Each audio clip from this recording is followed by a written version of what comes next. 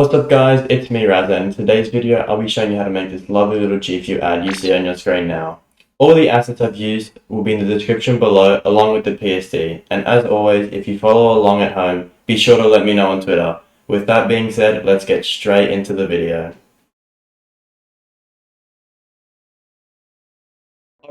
So the first thing we're going to do is create a new document, 1080 by 1920, and call it Gfuel Tetris ad.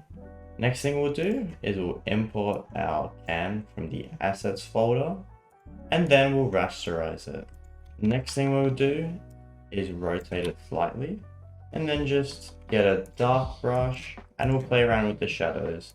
What I like to do is have the shadows here on this right side, because we're going to imagine that the light is coming in here from the left.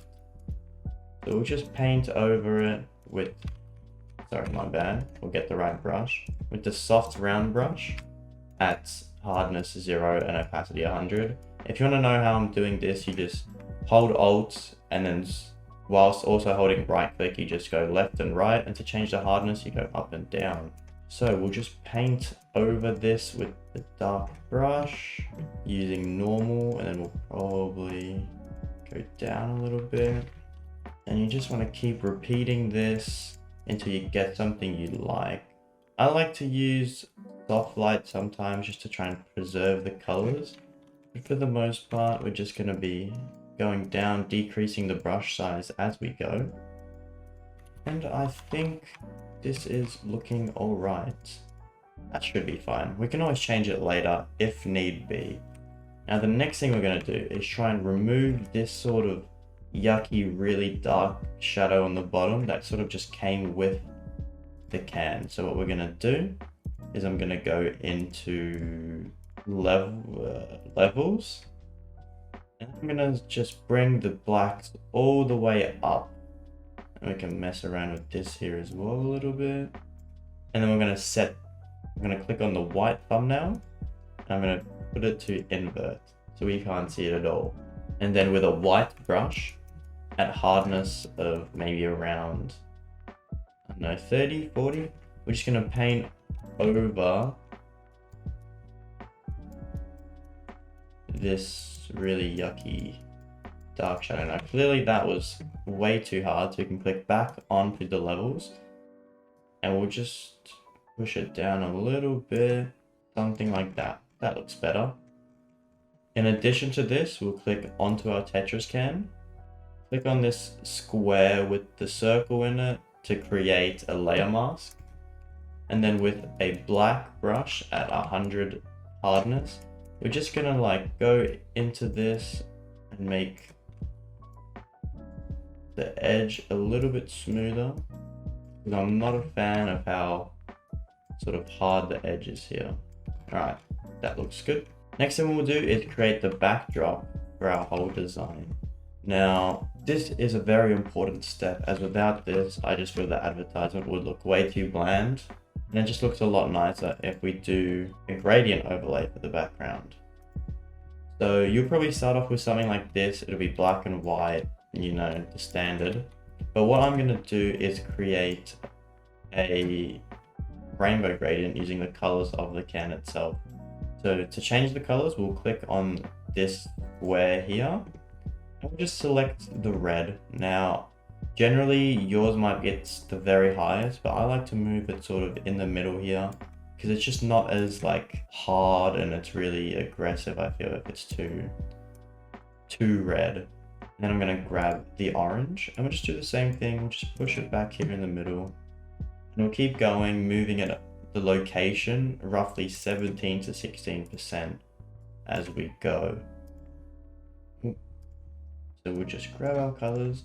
If you want, feel free to use the exact same, what it's called, the hashtag. Feel free to use the same one as I do, but there's really no need, because in the end of the day, this is your guys' design. Whatever you guys think looks best is absolutely fine. I'm going to grab this blue here as well, along with, oh, I forgot math. What comes after this? Like 78? Oh, I don't even know how to do math. Jeez. But we'll grab this pink as well. And then to finish it off, we'll grab this purple. I do actually kind of want this one to be a little bit darker though. Yep, that looks alright. We'll just move everything along so it sort of looks like it's the same width. And that should be a-okay.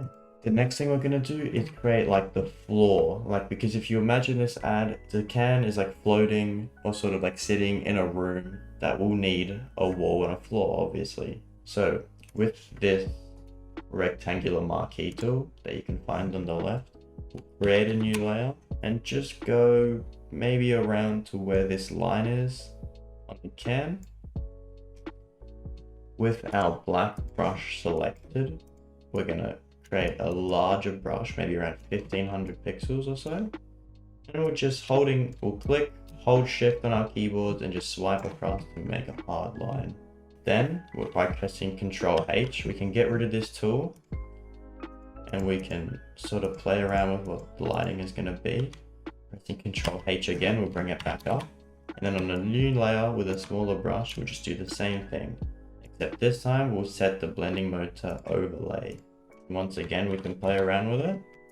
And then one more time on a new layer, and we'll keep this one on normal. Now, by pressing Ctrl and I on your keyboard, you can invert the selection. And on a new layer, with a brush around 2000, we'll just do the same thing. Left click, hold shift, swipe across, new layer, a smaller brush, left click, hold shift and swipe across, and we'll set this one to overlay. Now by pressing Ctrl D on our keyboards, we can get rid of that selection, and now we can play around with what we want the lighting to be. Now I don't want the blacks to be too overpowering in this image, as I really want the colors to stand out. So I think I'm going to decrease this quite a bit, and this one as well I will decrease quite a bit. Honestly I think that looks alright. You can tell that it's a wall and a floor. Maybe I'll make... No, I actually quite like that. Let's do that around 60 or so fill. Next thing I'm going to do is group all of these and we'll call it background. Just so that everything sort of stays in a nice and neat fashion so we know where everything is. Next thing, I think I'm going to actually rotate the can a little bit more. Around that I think does look okay. Or even maybe a little bit more, just so it looks, that so it really looks like it's on an angle. Next thing I want to do is create the shadow for the floor. So I'm going to click on our background group, Control N, and then it'll create a layer above that, but under the can. And I'm going to grab my brush, click right click, and I'll open this menu. And then by pressing shift and dragging this down, we can create sort of like an oval shaped brush. First thing I'm going to do is just click once underneath. Maybe we'll make it a little bit thinner. And just click one sort of underneath. Yeah. There we go, I think that's alright. We'll set this to a soft light just for now, and just play with the opacity a little bit. Then similarly to the brush that we did on the can itself, we'll just keep decreasing the opacity as we go along. I'm just trying to make sure that it looks somewhat realistic and quite natural, because the one thing we don't want in these sort of advertisements is it looking really like the shadows just being way too overpowering, because that's how it just looks really bad. Keep in mind, I am rushing this for time's sake. I don't want like a 200-minute long video, but I think that does look alright. Next thing we'll do is put our brush back to normal, and then go back to our can and just start playing with the shadows a little bit more. Because if you see, this grey does not match the black that is on the floor at all. So we're just gonna keep playing with the lighting a bit. Don't be too upset if it's not perfect. I mean, you're never gonna get it perfect. But the closer you do get to perfect, realistically, the better it will be. So we're going to go back to our shadows layer and we'll just mess around with it a little more. I do think that is the best we're going to get it. So I'm going to stick with that. Next thing we're going to do is create some highlights for our can. So we're going to go back to where our shadows were. Control N and create a new layer, and then of course put our back to normal. I'm gonna grab a white brush, and then as we want the light to sort of be coming in from here, I'm going to just paint over where I think the lighting would be. So similar to how we did the shadows, except it's not gonna go all the way down. Not all the way down here. It's mainly just gonna be sort of like here. Like imagine the light's coming in like this, so it's gonna be there, I guess. I don't know if I explained that properly. So we'll have some lighting above here and here. Once again, don't need to get it absolutely perfect. I'll set the blending mode to overlay. But as long as it looks somewhat realistic, then it's all good. Once you've played around with that for a little bit, we can move on to the next step, which will be creating sort of like a little, I'm not sure how you say it, it's like a reflective can. I'm not really sure how I'd explain that to you guys, but actually I think this might be a tad too strong. I might set this one to overlay as well. So what we're gonna do is we're gonna get our can, hold Alt and drag down all the way to the bottom underneath all the shadows. Next thing we'll do, by pressing Ctrl T, we can right click and flip vertical. And we're just gonna line up the tip of the can sort of like this. Next thing we'll do is set the blending mode to soft light and just play with the opacity a little bit. I think around 40 or so looks good. And then on our layer mask we already have, I'm just going to remove sort of some stuff here at the bottom and maybe some stuff here at the top, just tapping with the black brush. That looks good. Might increase the opacity a tad. Cool. Next thing we're going to do is we're going to flesh out this background a little bit.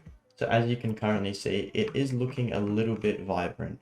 So what I might do is by going to our background layer, we're going to grab a vibrance adjustment layer and maybe just set the vibrance to a little bit lower, maybe like a -7. But we can, yeah, that looks good. Then I might go to brightness and contrast, turn the contrast up slightly and the brightness down slightly. Alright, that looks good. Now we're going to put everything here in a layer and call it can, and then we can call this maybe can shadow, just to keep everything sort of in check so our layers don't get all messed up. On a new layer, we're going to grab a white brush and we're going to create some highlights for this can. So by just pressing once with our brush behind, we can create this white sort of, I don't know, it just looks good, right? There's no reason for it. There's no proper reason. And then we're going to do the same thing again, setting it this time to an overlay and just playing with the opacity a little bit. One more time, we'll go like that. Actually, I think I want the line to be a bit more harsh. So maybe I'll go back here with a bigger brush and something like that looks good. And now, on a new layer with a very small brush, I'm just gonna like paint into the edges here where the light sort of shows. So it's like extra sort of bright, and that looks all right. Now we'll go back to our can and we're gonna paint in where those highlights were. So if you see here, there's highlights all across this little edge here. We're just gonna paint in some highlights on the can. Doesn't have to be nothing too special, maybe just a white. Just paint in wherever you see fit, and that looks alright. And we'll do the same on the other side. Probably a little bit less bright though, because we do already have those existing shadows. So we don't want to sort of like overpower those. And I do think that looks alright. Keep in mind, I did create this original design like 7 months ago, so I don't remember exactly how to make it off by heart, but I am definitely trying my best. I think the shadows here are still a little bit too bright, so I'm going to go back, get my brush, and remember, you guys are free to do whatever you want with your design. Don't feel forced to make it exactly how I've done it, but I'm just showing you guys what I would do if I was tasked in making this. It seems that something has gone wrong here. Yeah. So these highlights, call it HL, the group. I'm actually gonna put that behind the can shadow so it doesn't mess with the shadows we already have. And then now that looks a lot nicer. Sorry for the cheeky little mess up. Next thing we're gonna do is we're gonna go back to our assets folder and get this grid pattern PNG in.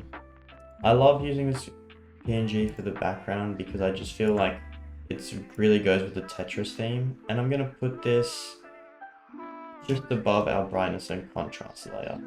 I'm gonna line this up with the shadow of the floor, and we're gonna duplicate it once by pressing Alt and dragging up or down. So I'm gonna hold Alt, click, and then drag down, and then we're gonna press Control T and move it up.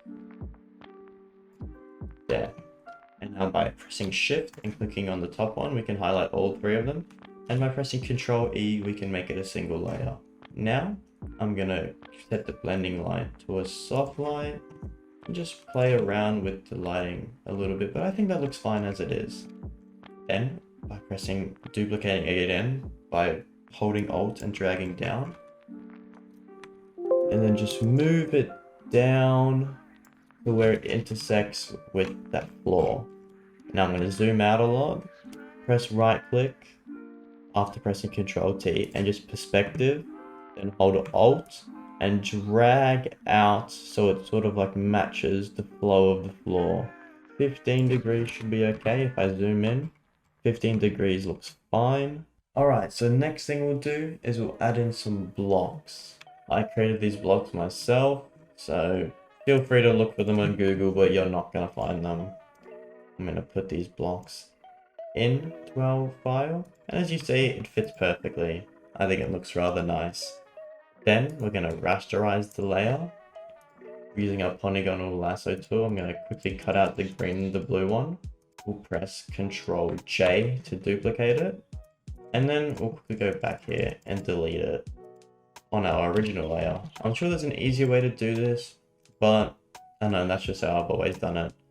And then I'll chuck it behind our highlights layer. Cool. Next thing we're going to do is we're going to add some highlights to this green block, because as you can see, it's behind the can. So I think if I go with it on a white brush, creating a layer mask, of course. You don't know how to do this, by the way. It's just Control Shift and G to create a layer mask. It's quite easy. So see, Control Alt and G to create a layer mask. And it would just mean that it will stay inside the bounds of what you're clipping it to. With just a white brush, I'm going to go in and add some very basic highlights. There we go. I think that looks all right. Next thing we'll do is we'll go into our assets folder once more and grab these sort of Tetris blocks that I managed to find online. We'll duplicate them, rasterize, sorry, not duplicate, and drag them down just above the grid pattern. Now for now, I'd recommend keeping them up the top, but that's just where they'll go in the end. So the first thing I'm going to do is I'm going to use our polygonal lasso tool. Oh, sorry, no, the marquee tool to just highlight one thing by we press Control X and then Control V to get it on its own layer. Sorry about doing that. If you press Control I, but it messes up with the colors. Then what I'm going to do is I'm going to hide this layer. I will press Control T and then by holding Alt, I can make it smaller. I'm going to move it to around here. And then I'm going to put the fill to 0. Go in by pressing double click. I'll set a white stroke of inside 3. I will rasterize our layer style. And then I'm going to set the blending mode to a soft light. And then play with the opacity a little bit. I think around 40 looks good. Now we're going to do this for every single block on this sheet. So I'll just do that now and speed it up for you guys.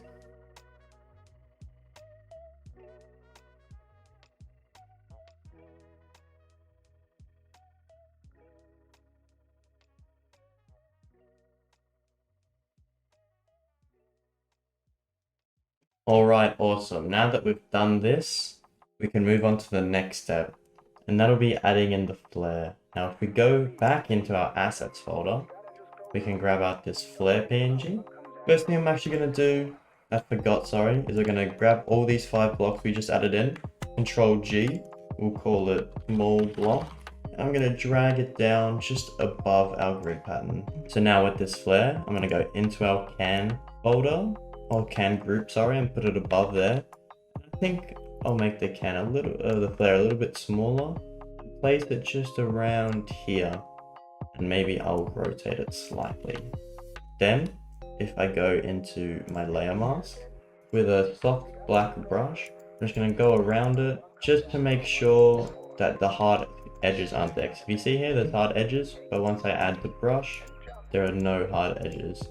Then I'm gonna go into our can with a white brush, and I'm just gonna do a quick little white sort of overlay brush just to pretend that there's like a lot of light coming from this point. Might do it again. I think it looks alright. And then underneath the flare, we'll create another layer, and we'll just make it like a white sort of. Actually, no, I don't think that looks very good. I think we'll just leave it as is. But instead, I will go back onto our can, create a layer mask of course, and just paint over it a little bit more in this sort of area. And then maybe I'll decrease the opacity of the flare just slightly. Not to where it's like see-through, but just to where maybe around here at 71. So it's not as sort of harsh. I'm gonna go into levels and just play with the whites and the blacks a little bit. I might make the whites a little bit more prevalent. It just looks like the flare is a lot more sort of explosive, I guess. Alright, I think that is a-okay. Next thing I'm gonna do is fix this really sort of weird dark shadow here on the can. Now if I do remember, we did make a levels, but that didn't really do much for it over there. And if I check, oh yeah, we can just paint over it here a little bit more. Alright, that looks good. Cool. Next thing I'm gonna do is go off our can and just under our blocks, I'm gonna create some little highlights. So underneath, I'm gonna highlight our yellow and just make a brush just around the same size as the block. I'm gonna then set the light to a vivid light and then decrease the opacity slightly. Well, actually, I'll keep it on normal and decrease the opacity slightly. Get another layer with the same yellow, and just behind, I'll set it to overlay. And then we're gonna do this for every single block that comes into contact with the can, which happens to just be only the orange now. And one more again, we'll set it to overlay. Sorry if I'm rushing a little bit. I am trying to keep this video short, but if you do have any questions, be sure to message me on Twitter and I can do all of that for you. Now we'll name this group blocks and we can keep it up here near the front. Next thing we're gonna do is play around with the text. So I'm gonna go back into our folder and I'll grab out both the Tetris and the Gfuel logo. My computer will allow me to. Here we go. First thing we're gonna do is make them the same size, because of course we want our logos to be the same size. We'll quickly rasterize them and we'll cut out the energy formula of the Gfuel logo by using our marquee tool and pressing backspace. Generally, if this was a real advertisement, you'd have to keep their full logo, but because this is just a concept, there is really no need. And we're going to do the same thing for this Tetris logo. We'll take out the R. Then, as you can see, because it's got a weird drop shadow on it, there has been like a little cut in it. So we're going to go back to our layer mask, and with a really small brush, we're just going to go and fix that up a little bit. Nothing too major. There we go. And now that looks alright. Now, what we're going to do is press Control and click on the little sort of thumbnail of the Tetris company logo.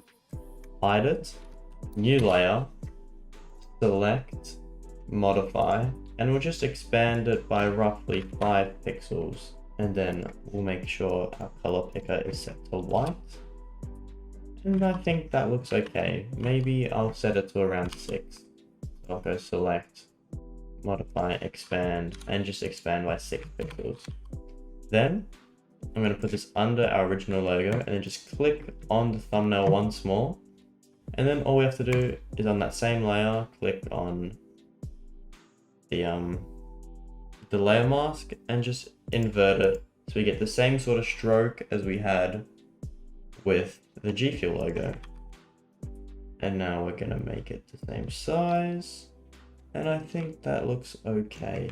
Yeah, maybe we'll make it a little bit bigger. I'll go filter, select, modify, expand, and maybe I'll expand it by another like 3 or so pixels. There, and now they're somewhat the same width. Oh, actually I think I do 4. Feel free to do whatever you guys want. I'm just messing around with it a little bit. Then we want to make sure they're the same height, so I'm just gonna line them up here. And there we go. Now they are the same height. Gonna double click on the Gfuel logo and set the color overlay to white. We're gonna rasterize it, and then we're gonna give it a little bit of a drop shadow. Nothing too big. We'll set the angle to 135. Set the color overlay, the blend mode to overlay, sorry. And I'm gonna set the distance to maybe 4, and then play with the opacity a little bit. I think that looks alright. And by holding Alt and dragging down, we can move this drop shadow to the Tetris logo as well. And I'm gonna press T on my keyboard to bring up the text tool. And I'm just gonna press X. I'm gonna set it to a white. And I think you feel free to use any font you want, but I'm using Helvetica because it's like a standard font. I think a thinner X will look good here, because just to contrast the thickness of the logos themselves. Now we're just gonna line it up so that the X is directly in the middle of these two. And then we're gonna make all of this a group and call it text. Then I feel like it's a little bit big. Oh, what's going on here? Let me delete this old logo. I think it's a little big, so I'm just gonna make it a bit smaller. I'm gonna grab a ruler, and it should automatically connect to the middle, but if not, the middle is 540. And then I'm just going to do something like this. Now, it's, as you can see, we want the X to be in the middle, but it's not because of the length of the Gfuel logo. So what I'm gonna do is go into our Gfuel logo, and instead of making it the same height, I will just make it the same length. So we're gonna put it underneath the Tetris logo and just line it up as so. Make sure it's lined up vertically as well as horizontally. And then put the X back in the middle. I think that looks alright. And now press Ctrl H to bring back up our ruler. And there we go. Now the X is directly in the middle. Now, because at the time Tetris had recently turned 37, I'm going to be adding a little bit of a subheading that will say celebrating, if I can type, celebrating 37 years of gaming. Now we're going to make this smaller, put it under the Gfuel and Tetris text. And I think I'll make this one a little bit bigger than what the X was, so I'll maybe a bold extended. This looks alright. Now I want it to have the same gradient as the background, so what I'm going to do is open our background layer, hold Alt and just drag up our gradient overlay onto this. Now first thing you can notice, let me quickly save this because something's being funny. Alright, as you can notice, the 37 years here is very hard to read, so I'm quickly going to also put our drop shadow on. Now that makes it a little easier, but it's still not as easy as I'd like it to be.